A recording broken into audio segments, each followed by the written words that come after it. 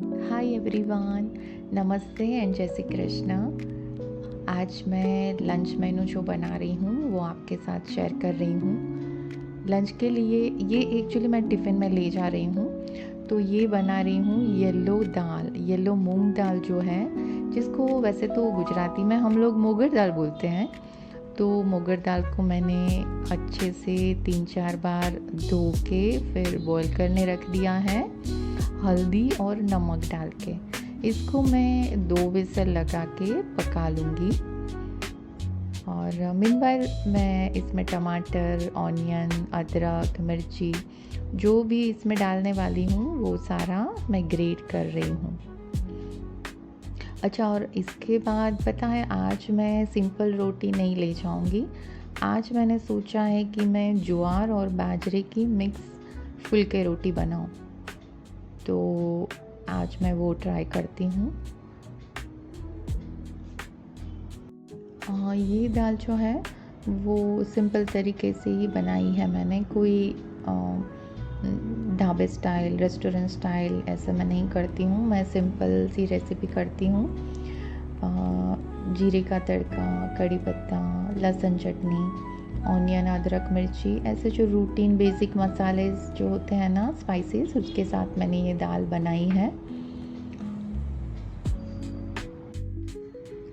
Actually कल क्या हुआ था कि लंच टाइम में बातों बातों में ही ये बात निकली कि श्राद्ध पक्ष के बारे में।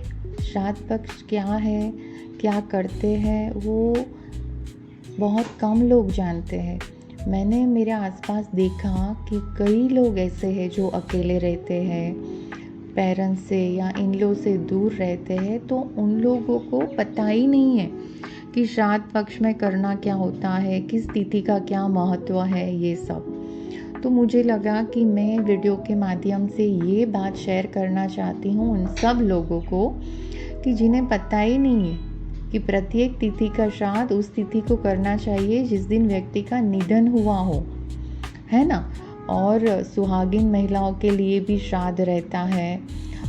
उस महिलाओं के लिए भी श्राद्ध रहता है कि जिनका डेट हमें पता ही नहीं है कि कौन से दिन को उनका निधन हुआ था। तो वैसे मैं ये भी उन लोगों को मैंने बताया कि नवमी का श्राद्ध है, उसका क्या इम्पोर्टेंट है। On the 9th day of Pitru Paksh, there is a provision for performing the shraddh of those women whose husbands died while they were alive. तो कुछ ऐसी मदर्स, सिस्टर्स या डॉटर्स भी हैं whose death date is not known, तो हम लोग को पता ही नहीं है। तो वो सब का श्राद्ध नवमी के दिन करना चाहिए, जो नवमी तिथि होती है ना, उस दिन। और this Shraddh of Matru Navami is dedicated to the maternal side. ये मैं उन लोगों को बता रही थी। तो कई लोगों को तो ये भी नहीं पता था कि करना कैसे है इसको। तो इसको जैसे हम गणपति स्थापन के समय कैसे करते थे कि भगवान का जप करते थे, भगवान का स्मरण करते करते उनके लिए प्रसाद रेडी करते थे, तो वैसे ही हमारे जो पितरों हैं उनको याद करते करते, उनका स्मरण करते करते हमें उस दिन विशेष, मतलब स्पेशल बनाना चाहिए कुछ खाना। और ये लंच टाइम में ही होगा। हमें दोपहर के खाने में विशेष भोजन बनाकर, या तो हम चाहे तो ब्राह्मण को भी खाना खिला सकते हैं, या तो हम चाहे तो ज़रूरतमंद को भी दे सकते हैं। और उस दिन तिल, जौ, गुड़ और आटे से पिंड बनता है, जिसको भी हमें जल में अर्पित करना रहता है। फिर तिल, कुशा और जल का भी तर्पण देना चाहिए। फिर इस दिन जो हमने विशेष भोजन बनाया है ना, उसको गाय, कुत्ता, चींटी, कौवा, उनको भी खिलाना चाहिए। और इनके माध्यम से ही जो खाना है ना वो हमारे पितरों तक पहुंचता है और उन लोगों को तृप्ति मिलती है, शांति मिलती है ना। और उन लोगों को हमारी प्रार्थना से और ये दान पुण्य करने से उनको भी मोक्ष की प्राप्ति होती है। दान दक्षिणा भी देना चाहिए, ब्राह्मण को भी देना चाहिए। और देखिए, ज़रूरतमंदों को दान देना भी एक तरह का श्राद्ध का फल जो है वो बढ़ता ही है। तो ये भी कर सकते हैं और उन दिन सावधानियाँ भी कुछ रखनी पड़ेगी, जैसे कि हमें पवित्रता बनाए रखनी है, शुभ मुहूर्त में ही ये सब करना है, शांत मन से करना है। अगर कोई नॉन वेजिटेरियन है तो उस दिन नहीं खाना है ना?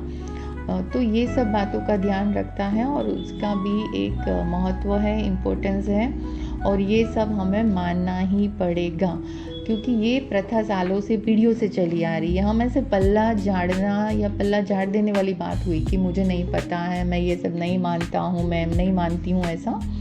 तो ये सब हमारे पूर्वजों सालों से करते आ रहे हैं, हमने देखा है, हमारे माता पिता, उनके माता पिता सब लोग करते हैं।